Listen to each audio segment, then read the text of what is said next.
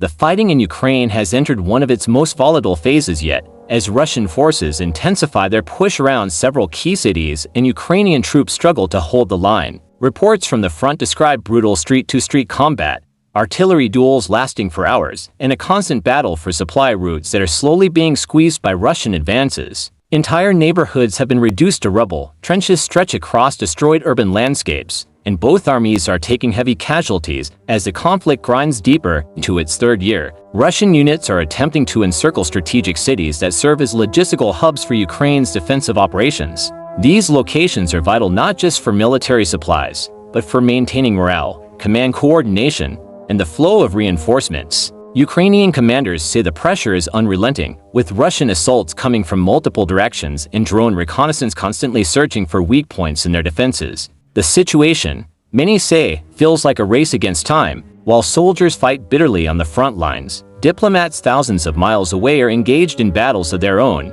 Geneva has once again become the center of global attention as it hosts a new round of Ukraine peace talks. Diplomats from Europe, the United States, and several neutral nations have gathered to determine whether the conflict can be steered toward a ceasefire or at least a political roadmap that prevents further escalation. Ukrainian and Russian delegations are in the same city but remain in separate rooms, with mediators shuttling messages between them. After months of stalled negotiations, the convening of these talks suggests that international pressure is rising and that global powers are eager to test whether diplomacy can yield even a small breakthrough. A major driving force behind this renewed diplomatic push is the strong involvement of the United States. The Trump administration has taken a more assertive role in pushing for a settlement, making clear that ending the conflict is a top priority for Washington. President Trump has said the war must come to a close quickly and realistically, and his comments in recent days have drawn enormous attention. In a statement that made headlines around the world, he said that if President Zelensky does not accept the US-backed peace proposal,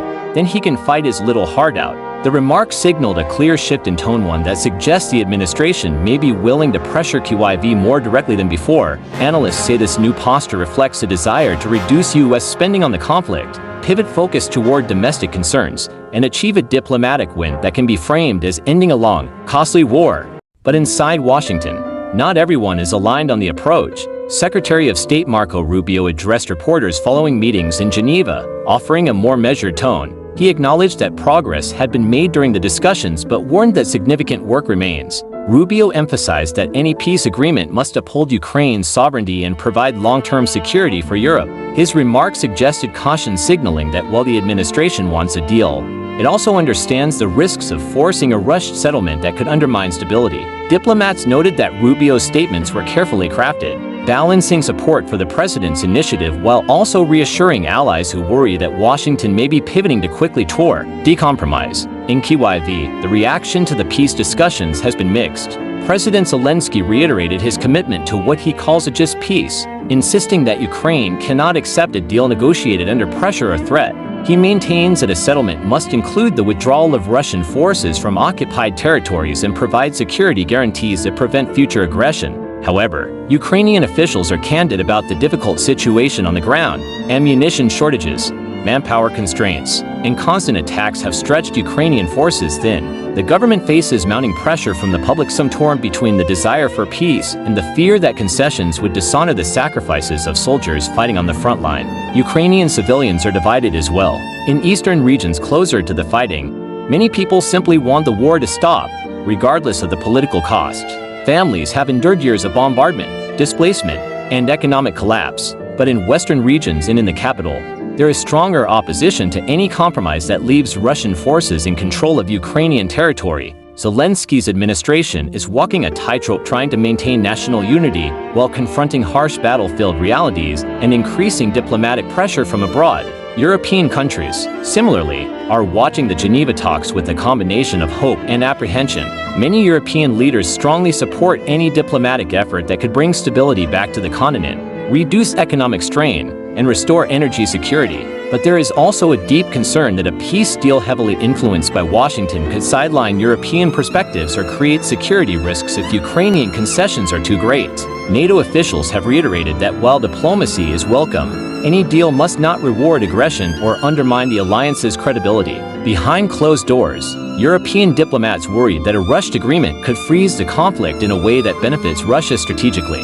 Outside the West, major global powers are positioning themselves for influence. China and India have increased their diplomatic presence, offering to act as mediators or observers. Turkey continues to play its long-running dual role as both a NATO member and a regional negotiator. Many analysts say the war has become a global chessboard where competing powers seek not only peace, but leverage.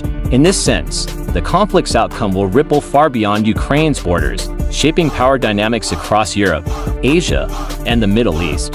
With so much uncertainty, the big question is what happens next. On the battlefield, Ukraine faces some of the most intense fighting since the early days of the war, with Russian forces steadily consolidating gains and attempting to encircle additional cities. If these locations fall, Ukrainian logistics could be severely disrupted, and Kyiv may have to pull forces from other fronts to prevent a larger collapse. On the diplomatic front, the Geneva talks could lead to a breakthrough or they could fail, forcing the conflict into yet another prolonged phase. The United States is pushing hard for a ceasefire, but internal disagreements and the complexities of negotiating with two deeply entrenched adversaries make the path forward uncertain.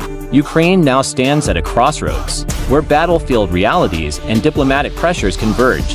For the Ukrainian people, the stakes could not be higher. For Russia, the outcome will determine its leverage in Europe for decades. And for the United States and its allies, the decisions made in the coming weeks will shape global security in profound ways. As negotiations continue and fighting intensifies, the world watches closely, aware that the next chapter of this war may be written not only on the front lines, but in the negotiation rooms where world powers are trying to decide the future of a nation caught in the middle of history.